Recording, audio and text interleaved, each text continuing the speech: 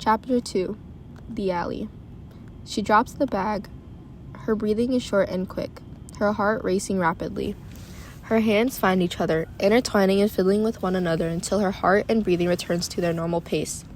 She turns around, the alley staring back at her, a menacing appearance, a void of the unknown. Her feet slowly make their way deeper into the dark alley, unaware of what lurks within it. Nevaeh looks over her shoulder, the entrance further than before. She keeps walking into the darkness, looking back now and then to the outside world. Her eyes squint, trying to adjust to the dark, and her eyes come across a small figure ahead of her, a beige ball leaning against the wall. Her pace increases, and the ball becomes clearer. It was a person, a guy, his knees pressed against his chest. His face appears, half of it blending in with the shadow of the darkness, and the other clear from the light coming from the entrance of the alley. Her hair is mid-length and wavy.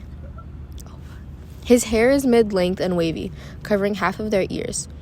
His light gray eyes shine from the light of the entrance and connect with Nevaeh's, looking intensely and scared. "Hello? Who are you?" Nevaeh exclaims, inching her way closer. Her words echo until the silence reverts. No response. "Hello?"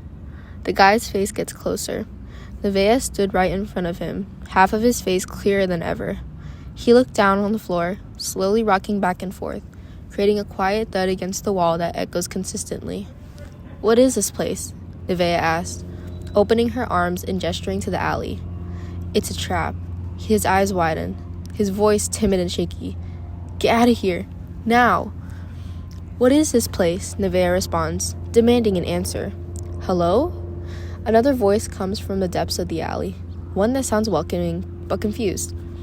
"Hello?" Nevaeh responds. An orange light glows, appearing out of nowhere and illuminating the darkness. It seems to be a lady holding a stick of light.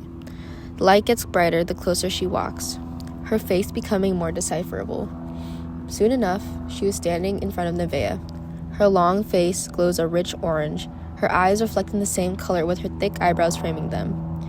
Her pointy nose creates a shadow for half of her face. Her light lavender gray hair is pulled into a ponytail at the top of her head and then braided. "Hi, you must be new," she says with a cheery tone, a smile growing on her face. Her teeth are perfectly aligned, with 2 stragglers on the bottom row of her smile. "Yeah." Nothing could answer the multitude of questions that ran through Nevaeh's head. "Don't be frightened." Her palms face Nevaeh, reaching out to hold onto the sides of her arms. "I'm Rebecca. Welcome to the alley." "The alley?" "Exactly. Don't worry. We aren't the only ones here. Matter of fact, we have a whole community waiting for you after we heard someone new has entered." Nevaeh nods, her face reflecting her confusion. Rebecca crouches down next to the guy in front of her. She grabs his arms and helps him stand up, getting back on his feet. "Sorry about him. He hasn't been feeling too great lately." She looks around. A small smile comes from her face as she carries the majority of the guy's weight under his arms. Nevaeh smiles back, an instinctive response, even though it is the complete opposite of how she feels. Rebecca begins to walk down the dark alley, her torch lighting the way. After what feels like an eternity, they reach an intersection that leads to 3 different alternate routes.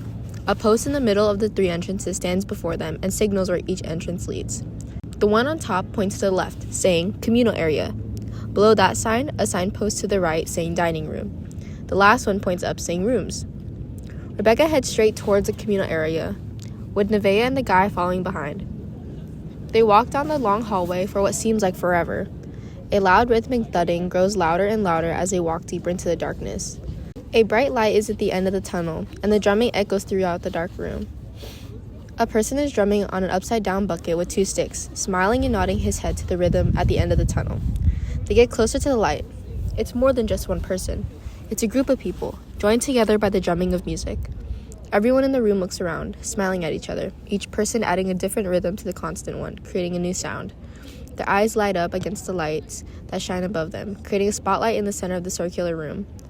They all look at the entrance of the room, stopping the music at one time. Their faces are blank as they each analyze Nevaeh's face.